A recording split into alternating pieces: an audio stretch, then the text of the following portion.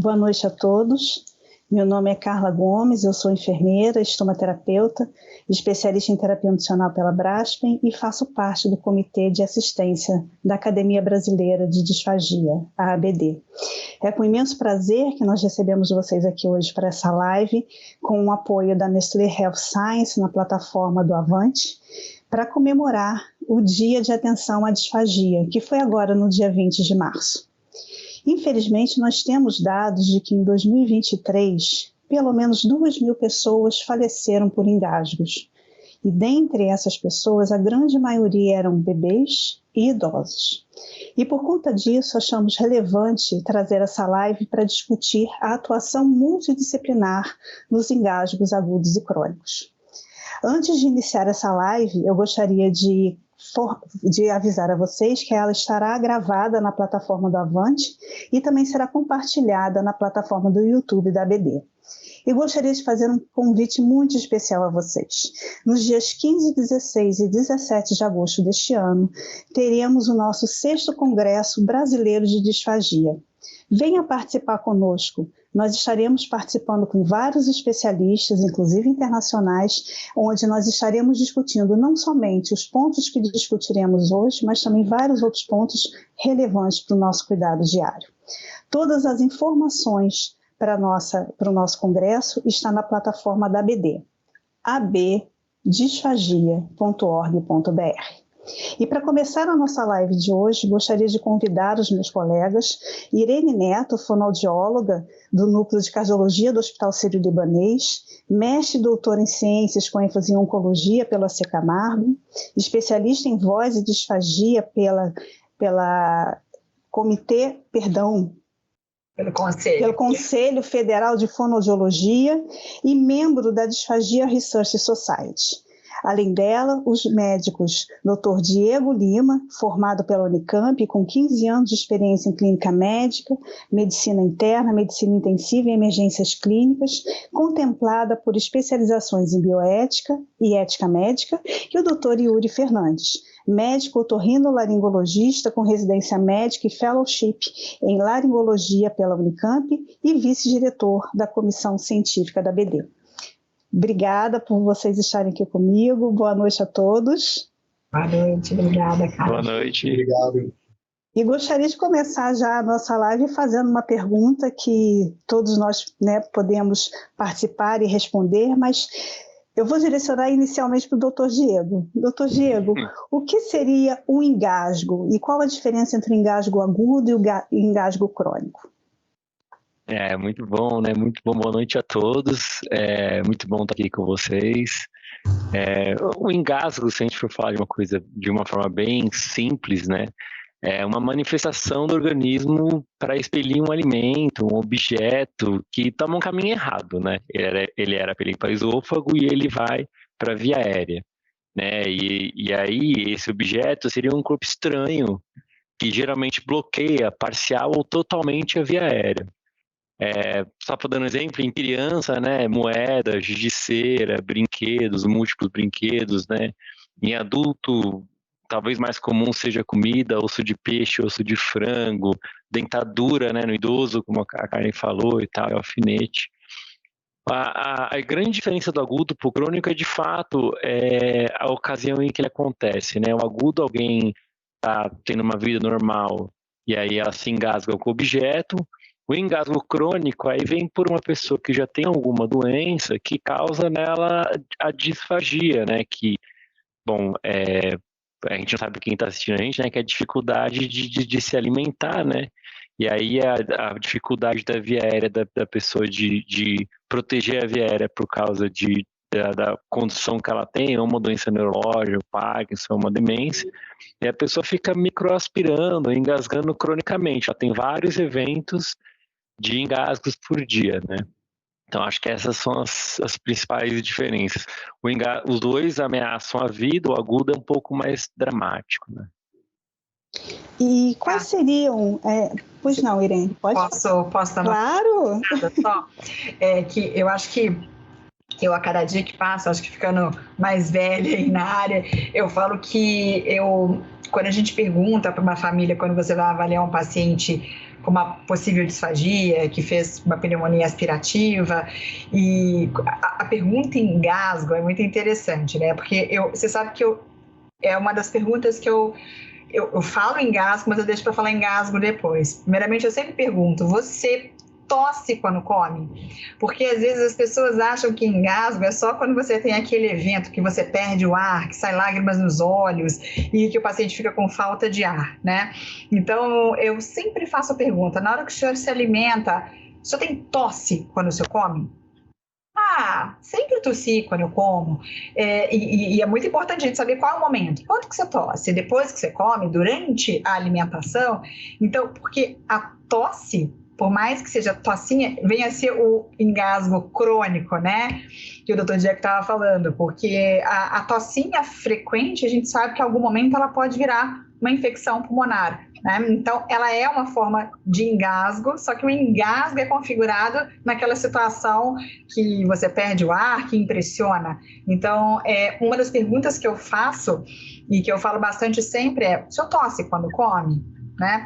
E engasgo feio quando come, né? Então, falando de uma maneira bem coloquial, porque eu acho que existe essa diferença. Os pacientes acham que tossir não é engasgar, né? Às vezes tossinha, aquela tossinha comumente, né?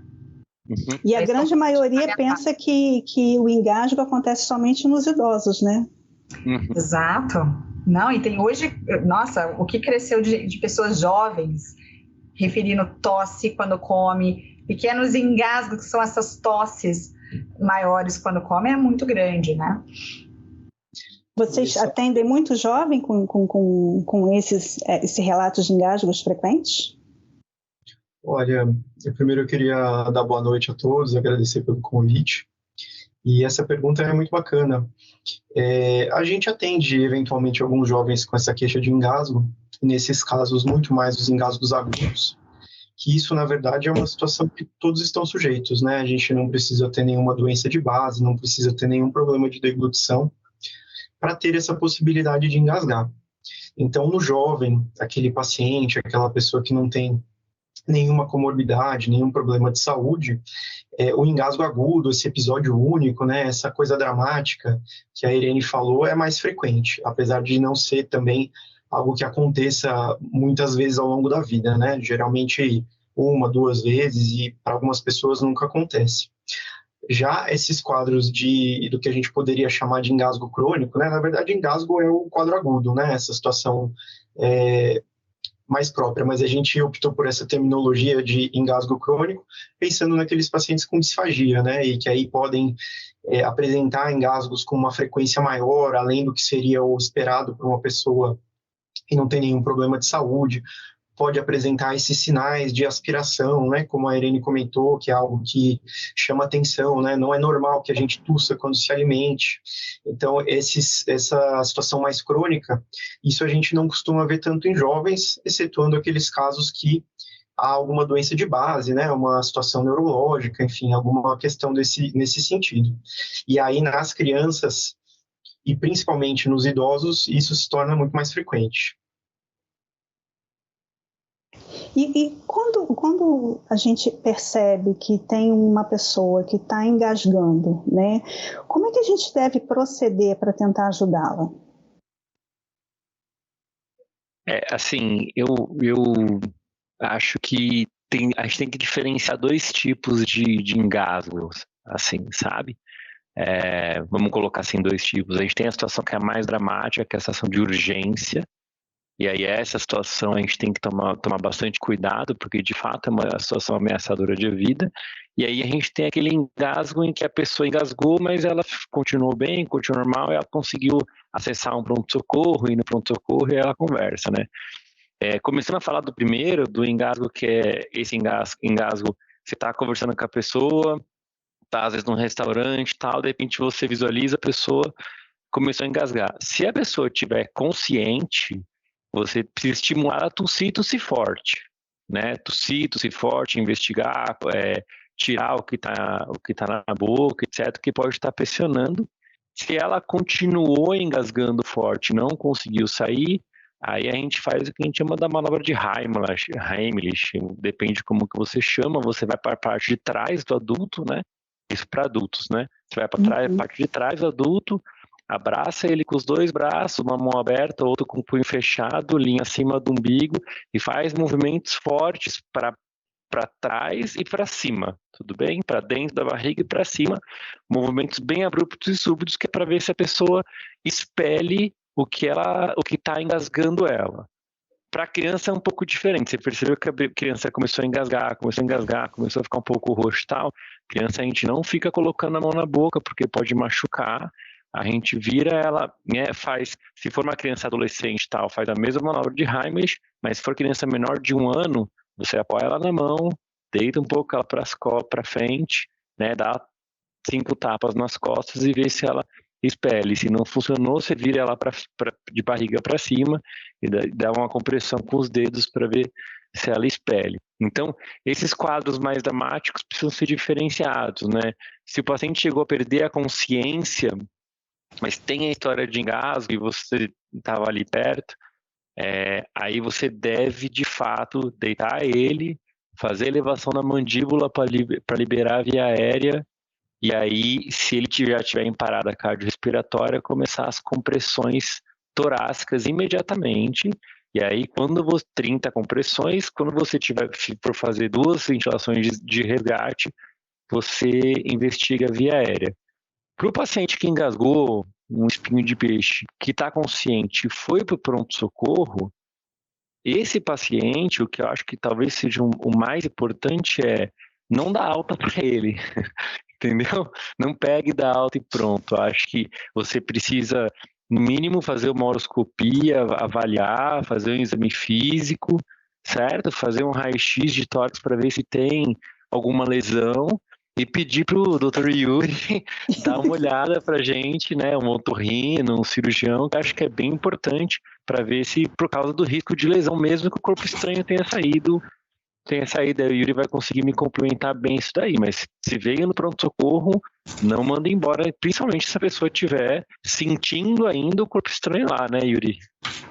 Com certeza, com certeza. Acho que o Dr. Diego falou extremamente bem, e eu acho que minha participação se encaixa bem nesse momento, porque ele com certeza tem muito mais experiência nesses casos desse engasgo muito súbito, né, que chega às vezes até com perda de consciência, e também nesses pacientes que engasgaram recentemente, mas que estão conscientes, que estão seguindo o corpo estranho. E aí justamente é onde eu começo a receber também esses pacientes, que é nesse momento que eu sou chamado.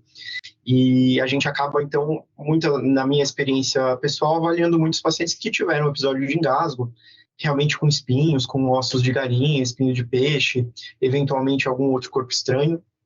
E aí é um paciente que está bem, está consciente na maioria das vezes, mas está reclamando de dor, sente que algo está parado ali. E aí a gente vai proceder a um bom exame físico, né, como o Dr. Diego bem disse, e muitas vezes vamos lançar mão também de alguns exames complementares, né? Então, no nosso caso de otorrino, a gente vai fazer um exame que se chama de laringoscopia, né? Então a gente vai introduzir uma ótica pela cavidade oral ou pelo nariz, para poder visualizar a laringe. Eventualmente, a gente consegue até visualizar a traqueia também, com uma boa anestesia. Se não for possível fazer isso com o paciente acordado, a gente pode fazer em centro cirúrgico, né? E aí a gente descarta a presença desses corpos estranhos na via aérea, né? Na região da traqueia, da laringe principalmente. Uma outra possibilidade, e que às vezes acontece, é a gente ter um paciente que engasgou e acabou engolindo esse corpo estranho, e ele ficou parado no esôfago, por exemplo, né? Aí a gente não tem um risco tão grande do ponto de vista de via aérea, né? Do paciente ter uma obstrução respiratória, mas a gente pode ter outras complicações, então dor, dificuldade de deglutição, a perfuração do esôfago, né, desse órgão que leva o alimento da boca até o estômago, não é uma coisa que costuma acontecer de maneira tão rápida, mas pode levar a complicações graves ao longo das próximas horas e dos próximos dias.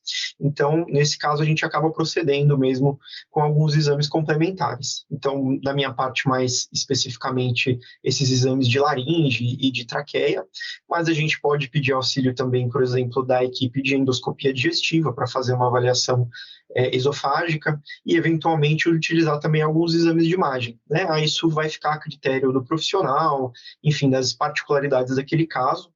E isso que o Dr. Diego comentou é muito importante, né? Essa questão de que esse paciente precisa ser bem avaliado. Ele não deve ir para casa sem a gente ter uma garantia, uma certeza de que ele não tem ali nenhum corpo estranho, nenhum tipo de material que possa gerar complicações no futuro. E aí, já complementando um pouquinho, isso a gente está falando dos casos mais agudos ou subagudos, né? Aquela situação de pronto-socorro e tudo.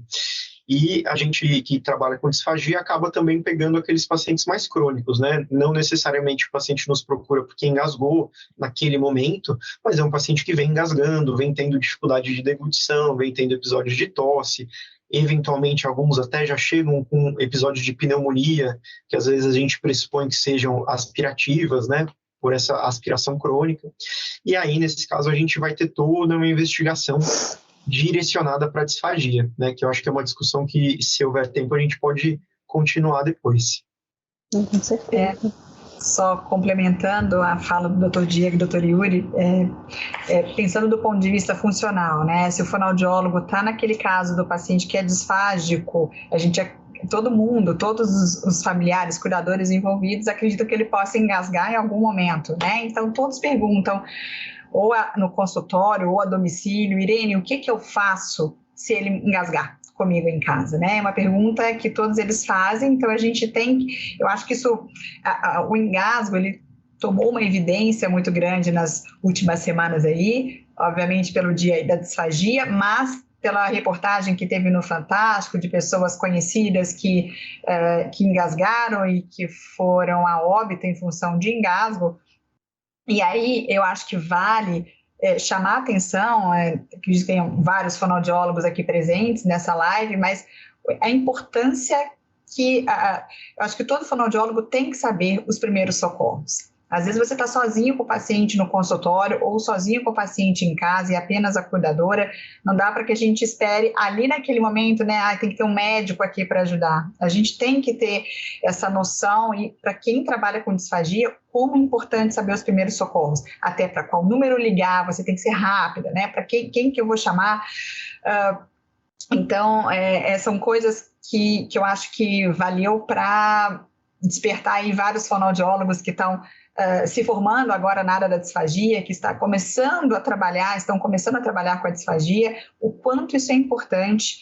E então, a manobra, muito bem citada pelo Dr. Diego, eu tenho o hábito de ensinar para todos os cuidadores, por mais que eles falam que já saibam, eu peço para eles simularem para mim, na minha frente, para ver se eles estão fazendo adequadamente.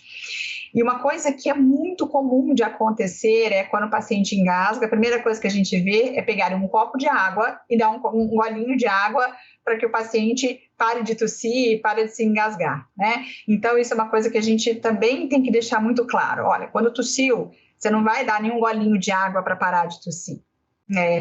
Peça para o paciente engolir múltiplas vezes. Uma das coisas que a gente pede bastante, né? Não é para deitar o paciente, nada disso. Engole várias vezes e não espere o paciente acalmar, essa tosse passar, para você poder dar um golinho de água caso ele possa ingerir um líquido sem espessante ou um líquido com manobra, mas nunca oferecer um líquido para que o paciente pare de desengasgar. Isso é algo bem importante e que acontece comumente, diariamente, nas residências de todos os pacientes, em consultório, seja com familiares e acompanhantes, né? Mas essa é uma orientação, Irene, que é super importante a gente passar para os familiares e às vezes até nas escolas também, porque a gente vê muito isso, né? A pessoa quer tentar ajudar e a primeira coisa que dá é um copinho com água para poder tentar fazer com que a pessoa pare de tossir, ou a criança pare de tossir e se aliviar daquele sofrimento do engasgo, né? Só que isso pode piorar muito mais a situação. A gente tem numa rotina muito grande estipulada, onde a gente ainda tem pouco treinamento, pouca capacitação, não só desses cuidadores, mas também de vários profissionais de saúde. A gente dentro do hospital, eu como enfermeira, eu posso dizer para vocês que é difícil você ver um profissional da área de enfermagem conseguindo perceber um engasgo, né? Normalmente, não, ele só está tossindo, o profissional não entende que essa tosse pode estar relacionada, né, a um engasgo, muitas vezes a disfagia já, e principalmente o próprio profissional da enfermagem, a profissional da área de saúde, oferecendo um copo de água para tentar aliviar. Né? Nesse sentido, eu acho que uma das partes mais desafiadoras mesmo é você está olhando, tentando ajudar, né? E a pessoa está tossindo ou está engolindo. E aí, qual é o momento em que você, de fato, precisa atuar mais? Acho que você precisa primeiro manter a calma, e isso não é simples, você precisa de um treinamento para manter a calma, né? Todo profissional de saúde precisa ter esse treinamento de você conseguir manter a calma e identificar qual é o sinal de que a pessoa ela vai parar de tossir, e aí ela vai ficar bem, ou ela não desengasgou, ela não vai parar de tossir, e aí ela vai começar a entrar em iminência de parada respiratória, etc. Eu acho que esse é um grande ponto de inflexão, né? Então, muito importante o profissional não sai do lado, fica olhando para a pessoa, mesmo que ela falte o ar, tá tudo bem, as pessoas faltam o ar de vez em quando. Agora, se a pessoa começar a apresentar um esforço ventilatório muito grande, que é começar a puxar, você vê que a musculatura do pescoço dela começou a puxar bastante, e aí você percebe que ela começou a ficar o que a gente chama de cianótica, né? O dedo começou a ficar azul, o lábio principalmente começa a ficar azul, ela começa a ficar um pouco mais sonolenta e sempre puxando bastante o ar com o pescoço. Aí sim você precisa, nessa hora, a primeira coisa a fazer, isso é bem importante, gente, é pedir para conectar o serviço de emergência, e se você estiver no hospital, na enfermaria, você vai pedir para vir o carrinho de parada, para vir o pessoal, onde tem código azul, vir o código azul, porque não adianta você ir para uma massagem cardiorrespiratória e a equipe de suporte não estar vindo, né? Então você está lá por fase no tempo, né? O paciente está tossindo, percebeu que ele não desengasgou, e ele começou a apresentar esforço ventilatório, pele azulada e tal, chama uma equipe de resgate, ou um código azul, ou um carrinho de parada na enfermaria, depende do ambiente onde você está, e vai para a manobra de Heimlich, e depois, se a pessoa perder a consciência, começa pela compressão torácica. Quando você for para a manobra de Heimlich, já é importante chamar alguém, porque você não sabe se ela vai funcionar. Se ela funcionar, é lindo, é ótimo. Agora, se ela não funcionar, você vai precisar de ajuda e você nunca sabe se você vai. Depois você cancela o pedido de ajuda, né? Então, assim, acho que esse ponto de inflexão, esse ponto bem central é importante. Foi para a manobra de Heimlich, chama o suporte. Não esquece de chamar o suporte, não. Sim. E uma outra falha que eu percebo em algumas situações, já participei inclusive de uma situação bem triste, inclusive porque não foi possível a gente intervir, né, a tempo, é justamente essa tentativa, muitas vezes, como você mesmo falou, Diego, de tentar tirar o objeto estranho, só que em vez de tirar, introduzir mais, né? E isso transforma esse momento, agrava cada vez mais esse momento, e dependendo de onde a gente esteja, sem ter um profissional de saúde próximo para tentar ajudar, orientar, pode levar um paciente a óbito, né? É por isso que é importante chamar o suporte. Se tiver um otorrino, o Dr. Yuri por perto, ele vai fazer a laringoscopia, vai ser ótimo. Se não tiver, aí o médico deve fazer a laringoscopia para tentar visualizar. Não vai ser com a mesma habilidade que um otorrino, óbvio, porque ele é um clínico geral, é emergencista, mas ele tem a capacidade de tentar visualizar. Em casos mais extremos, né, a gente acaba até fazendo intubação orotraqueal, mesmo que tendo que seletivar, que a gente fala, né, empurrando o tubo e leva o tubo para o outro lado, mas são situações bem de exceção, assim. Acho que de um geral é isso que você falou, né? Percebeu que não conseguiu tirar o objeto, né?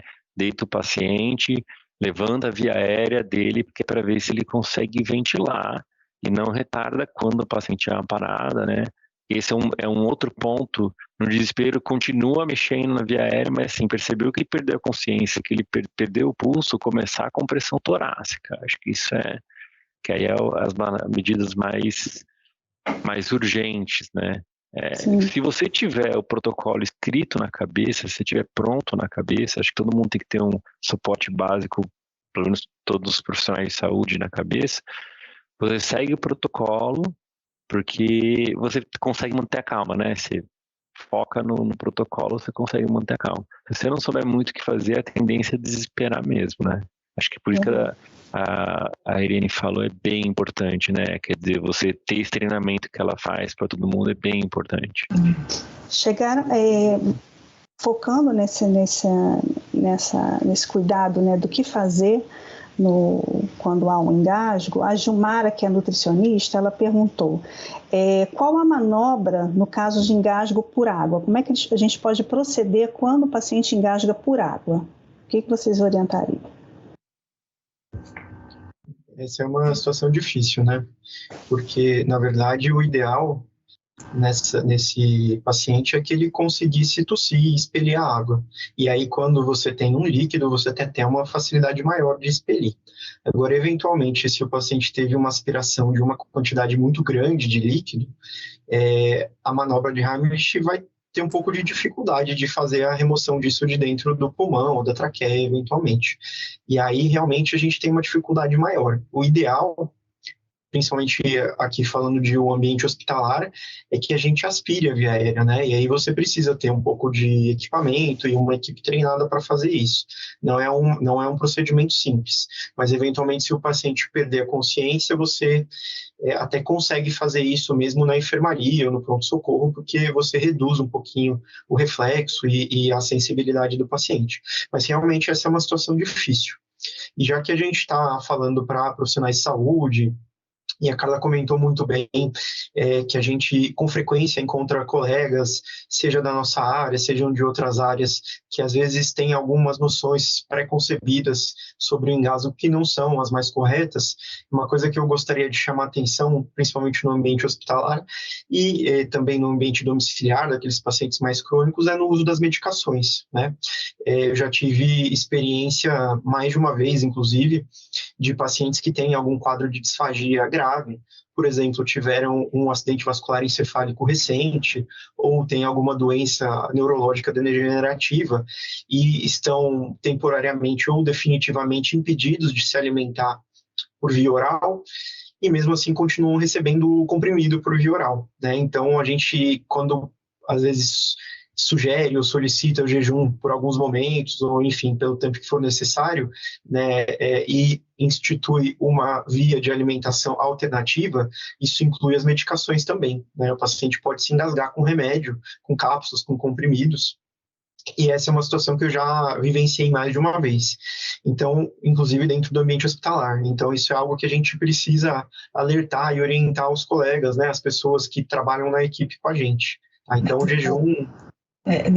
Desculpa, mas é exatamente muito importante isso que o Dr. Yuri falou, porque a gente se depara muito com, às vezes, até familiares, né? Você está falando do ambiente hospitalar, mas eu falo até ambiente domiciliar, que as famílias têm dificuldade em macerar o medicamento para passar pela sonda com receio de obstrução, que aí é difícil, aí tem que parar no pronto-socorro, e aí eles acabam dando por via oral, falar, não, é só um medicamento, né? E o quanto que é arriscado. Ele pode até, ele deglutiu super bem. A gente não sabe se ele deglutiu super bem, se ele aspirou silenciosamente, se ele tem, no caso, uma disfagia grave, como o Dr. Yuri colocou. E aí, se a gente for parar para pensar até em absorção do medicamento, se ingeriu o medicamento, mas o medicamento muitas vezes nem fez o efeito que deveria fazer por ter ido pela via errada, né? E é muito comum, de fato, isso acontecer pela dificuldade de macerar e passar pela via alternativa de alimentação. Tem dois comentários que eu acho que são importantes fazer. Acho que o primeiro, com relação à água, talvez inclinar o corpo um pouco para frente, o paciente que está consciente, às vezes é um pouco mais idoso, ajuda, baixar a cabeça, vir o corpo um pouco para frente, alguém dá 5 tapas nas costas, né? Às vezes ajuda, se não for uma grande quantidade, porque se for grande quantidade, é que o Dr. Yuri falou, tem que aspirar. né? Outra coisa que pode ajudar também é mudar o decúbito do paciente para lateral, para ver se ele consegue pôr o conteúdo do que está na boca para fora. Acho que são duas possibilidades boas da gente fazer. Com relação a esse engasgo mais crônico, eu queria chamar a atenção para quem está vendo aí para os retornos frequentes no pronto-socorro por tosse e pneumonia de repetição, tá? Principalmente em idoso e, enfim, que precisa de cuidado em casa e tal. Começou a procurar muito por chiada no peito, pneumonia de repetição, por tosse. Precisa ficar atento porque pode ser que a pessoa está aspirando frequentemente e aí a gente fica tratando como pneumonia, né? Então, só que é uma pneumonia, mas na verdade é por aspiração. Então, na verdade, nesse sentido, não adianta só tratar a pneumonia aspirativa, mas também encaminhar para a doutora Irene, para os fonos, para fazer um trabalho preventivo, porque senão ele vai continuar voltando para o seu pronto-socorro. Então, muita atenção às tosses crônicas que não têm causa, aos chiados que não são bem uma asma, as pneumonias frequentes de pronto-socorro, aquelas pneumonias que o médico vê que é geralmente em lobo inferior ou lobo posterior. São todos casos que você precisa chamar bem atenção de ver se não engasgou, se não tem engasgado frequentemente, ou, que nem a Irene falou, né, perguntar se não está tossindo muito depois da imitação, que realmente essa é uma dica muito, muito boa na hora de perguntar. Então, engasgou não, mas tosse depois de comida, tosse bastante. É uma dica boa aí. Como fonoaudiólogo, né, no caso de tosse com líquido, que a Gilmara fez a pergunta, né, nutricionista, a gente... Isso pode acontecer até comigo mesmo, outro dia aconteceu de eu engasgar com a água, eu estava, na verdade, com vinho, tá? Engasguei com vinho, é terrível, mas é muito mais fácil de você lidar com esse engasgo com líquido que com qualquer outra consistência, né? Então, na verdade, as manobras, elas não se modificam, é a mesma, a gente tenta fazer as mesmas manobras, no caso do paciente que tosse, não consegue desengasgar, né? Então, o paciente tossiu, a gente pede para tentar engolir com frequência, e mesmo assim ele continua tossindo, para auxiliar todas as dicas que o Dr. Yuri colocou e o Dr. Diego também, colocar o paciente mais lateralmente, fazer a manobra, isso tudo a gente tenta de todas essas alternativas, mas aí o paciente que engasga com líquido com frequência, aí a gente tem outras questões aí para lidar em relação a isso, né? Então, sim. E aí já são outras questões, né? O espesso líquido ou não, ou manobras protetivas que a gente pode utilizar para que isso não aconteça com frequência, né? Mas no caso de um eventual engasgo com líquido, como proceder, não muda. Mas, assim, na minha experiência, aí é a consistência mais fácil de você conseguir reverter, né? A Ana Carolina, ela botou aqui uma pergunta para vocês. Vocês têm experiência com o uso do LifeVac? Eu não tenho. Eu também não. Também não, né, Ana? O Yuri chegou a comentar aqui do engasgo com espinhas de peixe, o Diego também, né? A gente teve um caso aqui no hospital, onde a espinha de peixe foi retirada, mas acabou causando uma fístula no paciente, né? E esse paciente acabou ficando mais tempo internado conosco porque tinha que avaliar abordagens cirúrgicas ou não, né?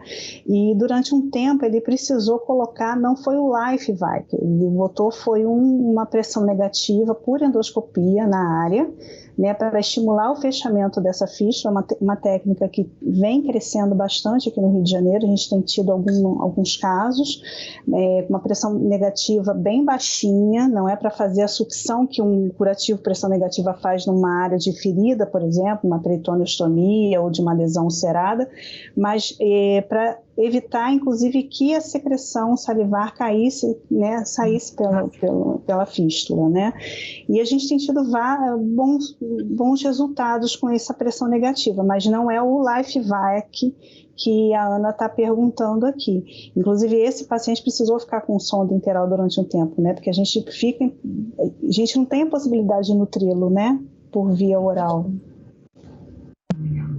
Irene, quais seriam as abordagens fonoaudiólogas, né, fonoaudiológicas, né, para tomada de decisão para segurança alimentar para esses pacientes que apresentam, né, disfagia, para evitar o risco de novas complicações voltadas a esses engasgos? Aí depende, né, o Carla, depende do que o paciente apresenta de base, depende do que ele apresenta como alteração de deglutição. Então, a gente sabe que tem uma variação, o paciente pode, não vou falar de escala ITSE aqui agora, vamos falar mais coloquialmente, mas idealmente seria a gente falar de ITSE, né, pacientes que engasgam desde a consistência líquida a sólida, tem pacientes que têm um engasgo mais com sólido e não com líquido. Então, vai variar de acordo com a alteração que ele apresenta.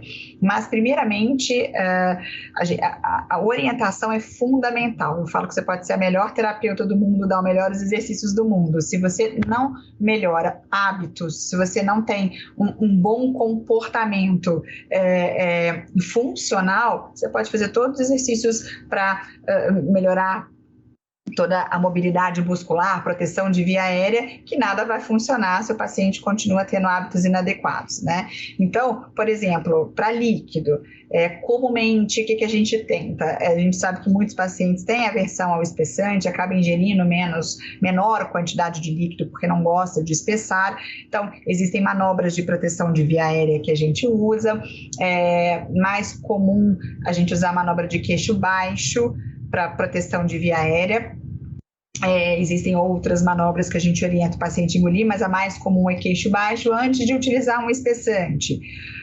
Pacientes que gostam de comer de tudo, mas tá perdendo peso, não estão conseguindo ingerir numa velocidade que ele sempre ingeria antes, então acaba deixando todo o alimento no prato, porque ele está comendo o que ele sempre comeu. Então a gente tem que adequar essa dieta. Adequando essa dieta, a gente tem que ter essa interação com a nutricionista para suplementar aquela consistência alimentar que foi adequada para aquele momento.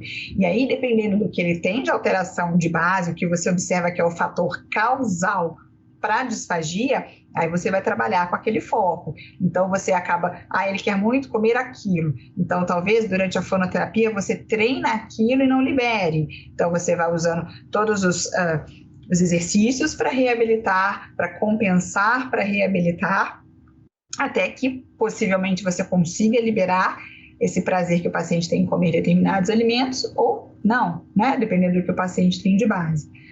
Não sei se eu respondi totalmente a pergunta. Não, respondeu.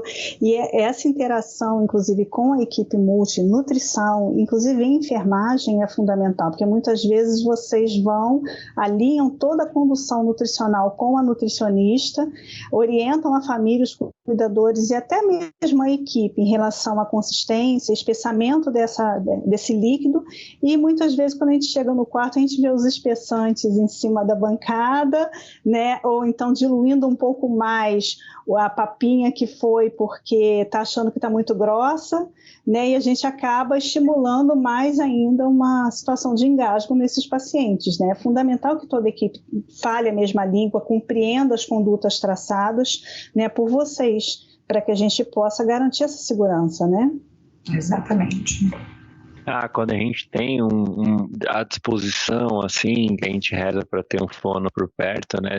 O Covid ensinou muito isso pra gente, né? Quer dizer, você eventualmente tinha muito paciente que tinha uma falência respiratória pelo Covid, entubava, na hora de estubar, você precisa praticamente reensinar a pessoa a engolir de novo. Elas ficavam 12, 14, 15 dias, mesmo que não vá para traqueostomia, você precisa ensinar de novo. E esse não é um conhecimento que o médico tem, né? Esse é conhecimento que a fono tem. É que às vezes, muitas vezes a gente não tem um fono no hospital, a gente queria muito ter, mas uma situação comum, né? A gente quer muito ter para ajudar a gente a treinar o paciente, para ele voltar e tal. Então, assim, quando você tem o fone para conversar, para te ajudar, para conversar com o paciente, treinar, dá muito mais segurança, porque muitas vezes esse paciente engasga. Sim. Na hora que ele sai do tubo, ele volta pro tubo por causa disso, volta a ter esse respiratório ou faz uma pneumonia hospitalar por causa disso, porque você não conseguiu conversar com o fono sobre isso, né? Acho que isso é bem, bem importante, assim. E a gente agora, né, a gente está tendo a equipe de fonoaudiologia trabalhando o quanto antes já dentro da terapia intensiva com a gente, né? Exatamente. Antigamente eles deixavam para chamar a fono para fazer a avaliação do paciente quando ele já ia para semi-intensiva, unidade de internação, e hoje a gente está puxando cada vez mais a atuação de vocês, né, para dentro da terapia intensiva, que é fundamental. Eu dou até um tema de aula interessante que me chamam para dar todo ano num grupo de geriatria, que é o que fazer quando você não tem um fonoaudiólogo no serviço. Eu falo que é uma das piores aulas que eu tenho para dar, mas é muito interessante, porque é um grupo de geriatra do Brasil inteiro, e tem gente que está em vários serviços e que não tem o fonoaudiólogo disponível para fazer avaliação, para fazer orientação. Então, é muito interessante todas as perguntas que eu escuto e como a gente conduz isso, porque a gente sabe que é uma realidade, infelizmente, né? Que nem o Dr. Diego colocou. O que fazer, né? Se você não tem um fonoaudiólogo, quais são as medidas profiláticas até que um fonoaudiólogo possa avaliar esse paciente imediatamente para evitar o risco de engasgo, de uma pneumonia aspirativa. Então, o que a gente tem feito, né, dentro das UTIs, existe o protocolo de broncoaspiração, que é algo que tem comprovado cientificamente o quanto você pode reduzir o índice de pneumonia aspirativa, o índice de aspiração nas UTIs, mas os cuidados com a consistência alimentar, com decúbito, às vezes pequenos atos dentro da unidade de terapia intensiva já faz diferença, você já minimiza os possíveis riscos aí de aspiração. Então, aquele cuidado da enfermagem na hora de dar o medicamento, às vezes dá com a seringa, com a água, né? Então, se o paciente está meio sonolento. Então, eu falo que orientações básicas, mesmo não tendo fonoaudiólogo, fazem a diferença, né? Então, o paciente está sonolento, precisa tomar um medicamento, não passou a sonda, vamos tentar dar com menor risco possível. Então, com um líquido espesso, como que você vai gerenciar todo esse quadro, né? Então, tem bastante coisa aí para... A Letícia Silva está até te perguntando o que você pensa sobre o teste de água feito por médicos e enfermeiros, né, com aquela aguinha para poder avaliar se Não, o paciente peraí que eu vou pode sair ou da não live, comer. ela responde. Peraí que eu vou sair da live, ela responde. Meu Deus do céu! Então, é um rastreio feito em vários estudos, né, falando do teste com a água, e inclusive mostrando realmente que você consegue triar boa parte de pacientes, né? Na ausência de um fonoaudiólogo no serviço, que você tem um serviço grande, você testar com um pouco de água, é difícil responder essa pergunta, porque a gente tem essa restrição muito grande, né? Porque a água, a gente sabe que é uma das consistências mais fáceis de engasgar. Então, realmente, é a escolha, é a consistência de escolha.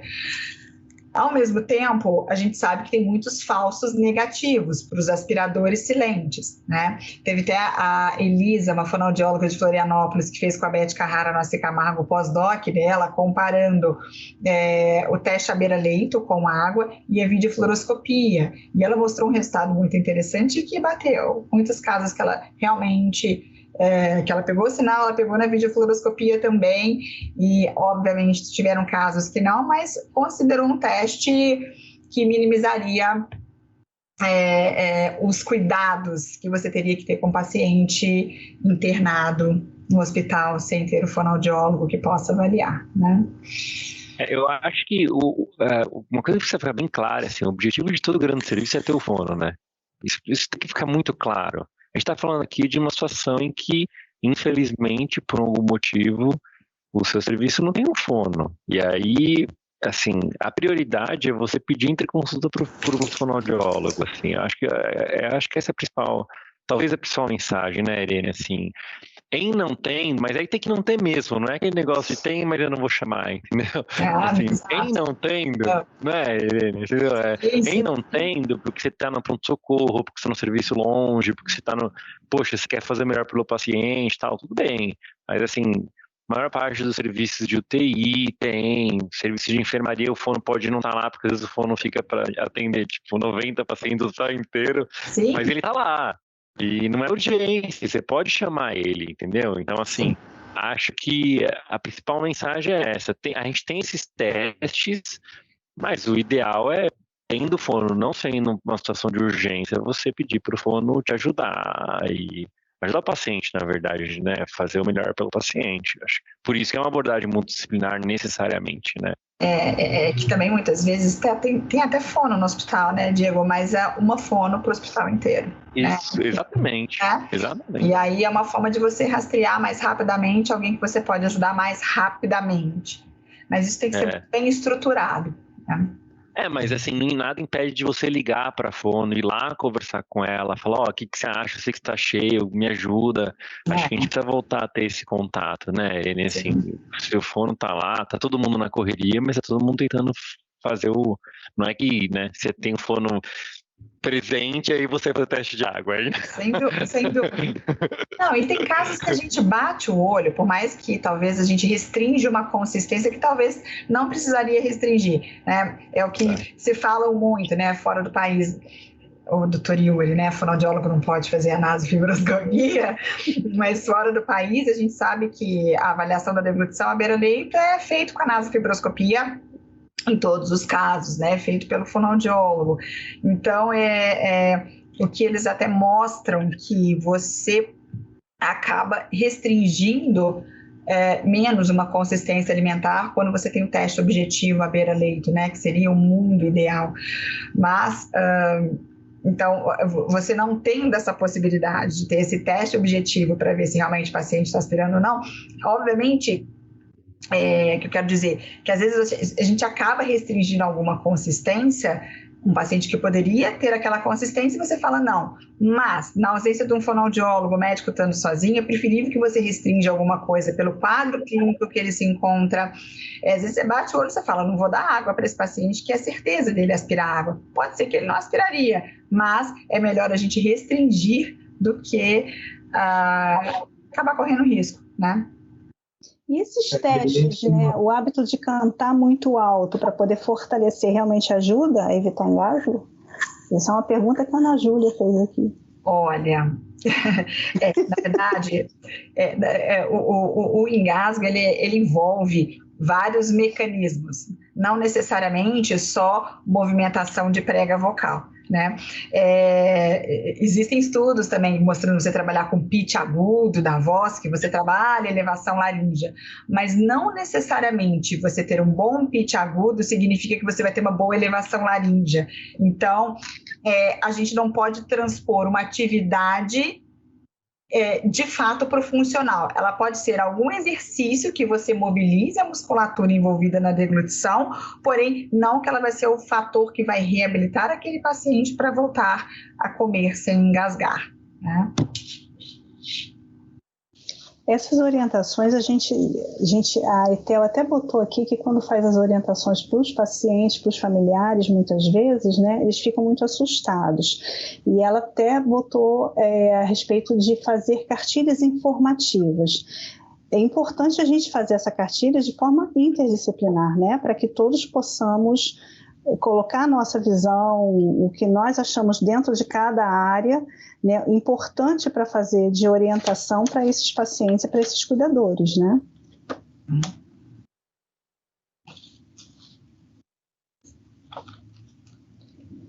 Gente, infelizmente nós estamos chegando no final da nossa live. Eu queria agradecer muito ao Diego, Yuri, né, Irene, pela participação. Mais uma vez agradecer a Nestlé Health Science pelo apoio. Lembrando a todos que a live vai estar salva lá na plataforma do Avante e também vai ser compartilhada na plataforma do YouTube da ABB. Muito obrigada a todos. Gostaria que vocês finalizassem aqui fazendo algum comentário. Queria agradecer, então, o convite e a participação. Acho que essa é uma discussão muito importante, muito relevante, né? É algo que praticamente todo profissional de saúde terá contato em algum momento da sua carreira e, frequentemente, terá contato muitas vezes, né? Então, é algo que todo mundo precisa conhecer um pouquinho. não só desse atendimento no paciente na urgência, né, naquele engasgo agudo, mas também saber aonde encaminhar, o que fazer, onde procurar, o que eu preciso brigar para ter acesso, para ter para o meu paciente. Então, eu acho que isso é muito importante. Eu acho que essa discussão é muito rica, foi muito proveitoso, e agradeço de novo pelo convite. Também agradeço o convite. Eu acho que, exatamente como o Dr. Yuri colocou, é um assunto muito importante, que, graças a Deus, foi dado uma relevância nacional sobre esse assunto. Eu acho que, mostrando o envolvimento da equipe multiprofissional necessário nesses casos, e que o quanto, falando agora como fonoaudióloga, o quanto os fonoaudiólogos precisam conscientizar dessas instruções a quem está envolvido no caso. Talvez a gente deixava aquela responsabilidade só para a gente resolver quando o paciente engasga, mas não, isso envolve muito mais pessoas. Então a gente tem que realmente conscientizar, eu acho que é uma questão de saúde coletiva mesmo, né? Tem o que a gente puder passar de orientação para quem está envolvido com aquele paciente. Eu acho que todo mundo hoje tem mais consciência. Eu vou falar que até eu mesma, em relação às orientações, hoje eu sou muito mais enfática no que tem que tomar de cuidado em todos os cuidados com qualquer consistência alimentar que esse paciente apresentar um engasgo, como agir, como quem recorrer. Eu acho que a gente acaba que esse assunto, tendo ficado um pouco mais polêmico, faz com que todos nós tenhamos mais consciência, né? Eu queria agradecer muito também, muito feliz de estar aqui, muito feliz de estar numa live com outros profissionais. Eu acho que isso é fundamental, acho que é um exemplo, né, para todos, assim. Lembrar que, é claro, a situação aguda ela é dramática, mas tem protocolos que você consegue seguir. E lembrar que a gente, assim, no final das contas, a gente está vivendo mais, a gente quer viver bem, a gente quer envelhecer bem, e você precisa de um certo treinamento e uma ajuda para que você muitas vezes envelheça bem e não fique pegando pneumonia e às vezes até não tenha complicações graves por causa do engasgue. Então, acho que o Dr. Yuri e Erin estão certos, né? Dar essa relevância para esse assunto, porque no final das contas é um assunto que, em você cuidando, você consegue envelhecer bem, com qualidade de vida, etc., nesses engasgos crônicos, né? Você evitando isso, você evita internação, você evita complicação, você evita uma série de coisas, né? Assim, então, assuntos de super relevância. Então, de parabéns com a live, muito obrigado por ter me convidado, e obrigado mesmo. Também agradeço muito a todos vocês. Vou finalizar nossa live com uma mensagem que a Letícia mandou. Ela botou dessa forma: que live incrível, conteúdo de extrema importância, tanto para aplicar durante a internação quanto no momento da orientação para alta hospitalar. Na maioria das vezes, os pacientes reinternam por conta do engasgo / broncoaspiração, e seria incrível ter uma cartilha para oferecer aos pacientes. Parabéns por mais essa roda de conversa incrível. Gente, parabéns, muito obrigada mais uma vez. E ficamos à disposição a todos, lembrando da live lá nas plataformas do Avante e da ABD no YouTube. Uma boa noite, muito obrigada.